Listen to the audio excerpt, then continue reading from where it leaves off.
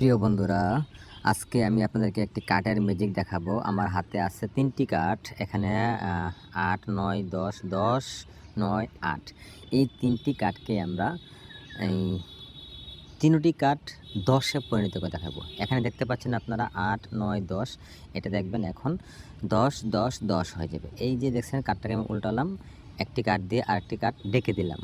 ঠিক আছে? একটি কাঠ দিয়ে আরেকটি কাঠ ঢেকে দিলাম। এখন একটু ম্যাজিক করলাম। হ্যাঁ, হয়ে যা, হয়ে যা, হয়ে যা, হয়ে যা। এখন দেখেন এই যে দেখেন আপনার নাম্বার 1 কাঠ ১০, নাম্বার 1 এই দেখেন ১০, একটি কাঠ ১০, ২ নম্বর কাঠ এবং ১০, ৩ নম্বর কাঠ। তো বন্ধুরা, কীভাবে হয়ে গেল? যদি ভিডিওটা ভালো লাগে অবশ্যই লাইক, সাবস্ক্রাইব করবেন। ধন্যবাদ।